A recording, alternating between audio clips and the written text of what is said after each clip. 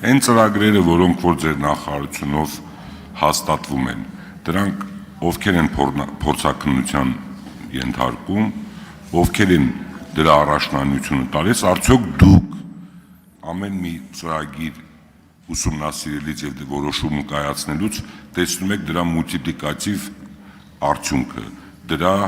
շղթայված արդյունքը, որ նա պետք է հասույթ տա, հետո եկամուտ տա, մի այլ տեղ հասույթ եկամուտ։ Սա առաջինը, եւ եթե այդպես է, օրինակ, երբ որ դուք տալիս եք վկայագրեր այն մարդկանց, ովքեր որ 4-րդ վթարային աստիճանի շենքերում են բնակվում, Հայաստանի Հանրապետության կառավարությունը 1 միլիարդից ավել գույք ունի, մի մասը գործող, որտեղ որ գործում են նախարարություններ, գերատեսչություններ, մի մասը չգործող, որոնք որ ենթակա են կամ վարձակալության, կամ ենթակա են վաճառքի։ Արդյոք այդ փորձաքննության ենթարկելիս ձեր եղած շենքշինությունը դիտել եք որպես այդպիսին, դրանք վերանորոգ եք հանձնեիք, ոչ թե նրանց տայիք վկայագրեր, որ գնային այլ տեղերից վերստեին պետական շենքշինություններ մնար այդպես անմխիթար վիճակում։ Սա առաջինը։ Երկրորդը մոտս արդյունավետության արդյունքով վերջի 30 տարում մի բան էր գրանցվել։ Ցանկացած էկոնոմիկայի նախարար ասում էր, որ այսօր այսքան մենք թարմը ծիրան արտահանեցինք, այսքան կեռաս, որը ամենավատ գործնեության ոլորտն է տվյալ պետության համար, որովհետև պետությունը ոչ թե պետք է թարմ արտահանի, այլ դա պետք է վերամշակի, որ հավելյալ արժեքը ավելի մեծ լինի։ Հիմա շատ դեպքերում միջազգային կազմակերպություններ կամ ավելի հմուտ կազմակերպություններ գալիս են Հայաստան, տարբեր գերատեսչության ղեկավարներին տարբեր առաջարկներ են անում, որը ծիրանի պես ուրախալի է, որ մենք արտահանեցինք, բայց երբ որ ավելի խորը փորձաքննության ես ենթարկում, տեսնում ես, որ դա վերջնական արդյունքում մեր պետության համար վնաս է։ Ես որպեսզի ժամանակը չչարաշահեմ, դուք պատասխանեք, եւս ունեմ ասելիք, շնորհակալություն։ Անսուքեսյան, շնորհակալ եմ հարցի համար։ Եթե նկատի ունեք շինաշխատանքների նախագծման փորձաքննությունները, դրանք իրականացնում են փորձաքննական կազմակերպությունները, որոնց լիցենզավորումը իրականացնում է քաղաքաշինության կոմիտեն։ Աշխատանքների, մանավանդ սուբվենցիոն աշխատանքների եւ ճանապարհային դեպարտամենտի պատվիրակությամբ իրականացվող աշխատանքների մասով մենք ունենք նաեւ հաշվարկ, թե որքան է կազմում տվյալ աշխատանքի իրականացման շահառուների թիվը, այդպիսի տրամաբանության մեջ են հաստատվում մանկապարտեզները, այդպիսի տրամաբանության մեջ են հաստատվում ջրագծերը, լուսավորության ցանցի արդիականացման աշխատանքը, ջրահեռացման համակարգի աշխատանքները եւ գրեթե բոլոր այն աշխատանքները, որոնց պատվիրատուն հանդիսանում ենք մենք։ Արձագանք։ Մի րոպե, պարոն Սուքեսյան, միացրեք համեցեք։ Հա,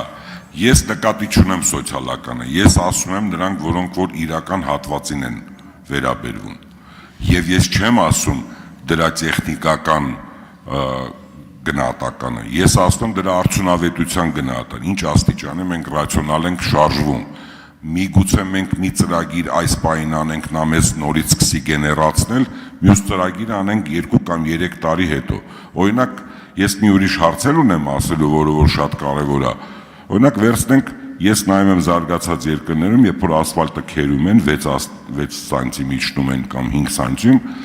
այդ անկյուններում, որտեղ որ պետքա մեքենան անցնի, բերում են նորից ասֆալտ են անում, որտեղ գիտեն վաղը դատի են տալու, որովհետև այդ երկրում, որտեղ որ քերում են ասֆալտը, տասնյակ հազարավոր մեքենաներ ավտոպայեստամասեր են փչացնում, մի $100 միլիոն փոխանցում են ուրիշ երկիր, ասում են այդ ավտոպայեստամասերը տվեք, որտեղ մենք փոս ունեինք, ընկանք, ջարդեցինք։ Հիմա մենք ոնց անենք, որ այդ ուզում եմ ասեմ արդյունավետ կա այդպիսի մի, եթե մենք չենք կարողանում մեր տեղական մարմիններով, միգուցե outsource դիմենք, որպեսզի մեզ օգնեն կարողանանք ավելի արդյունավետ շարժվել։ Առաջ շնորհակալություն, արդյունավետության մասին էր խոսքը եւ այդ առաջնայնությունը տալուց ինչի ենք սրան տալիս, ոչ թե նրան։ Արդյոք մենք տեսնում ենք դա արդյունավետ, մեզ կարա եւ եկամուտ ապավի շղթայված։ Շնորհակալություն։ Մենք այդ առումով երկու տեսակի աշխատանքներ ենք իրականացնում, աշխատանքներ, որոնք կենսական նշանակություն ունեն բնակավայրերի համար, դրանք հիմնականում մեր սուբվենցիոն աշխատանքների բարձր ուրեմն համաֆինանսավորումով ներկայացվող աշխատանքներն են, օրինակ ջրամատակարարման, ոռոգման ցանցի հետ կապված աշխատանքները, գազաֆիկացման հետ կապված աշխատանքները, այնտեղ հիմքում դրվում է այդ հանգամանքը, որ սրանք իրապես առաջնային լուծում պահանջող աշխատանքներ են եւ մենք այդ աշխատանքները ամբողջական ծավալով որքան համայնքներից ներկայացնում են, մենք այդ ամբողջական ծավալը հաստատում ենք, եթե խոչընդոտող խանգարող այլ հանգամանքներ չկան։ Ենթադրում եմ ձեր հարցի մյուս մասը վերաբերում է ճանապարհներին։ Մենք ճանապարհային ցանցի աշխատանքներ իրականացնում ենք ձեր ասած տրամաբանությամբ, առաջնային հաշվի առնելով այդ ճանապարհի նշանակությունը, բնականաբար առանձնապես կարևորում ենք միջպետական եւ հանրապետական նշանակության ճանապարհները, որովհետեւ այնտեղ երթևեկությունը շատ ավելի ինտենսիվ է, բայց հաշվի առնելով նաեւ այն հանգամանքը, որ մենք վերջին տարիներին մեծ ծավալի աշխատանք ենք իրականացրել միջպետական եւ հանրապետական նշանակության ճանապարհների կառուցման, վերակառուցման եւ հիմնանորոգման մասով եւ որպես այդպիսին այդ ցանցը գտնվում է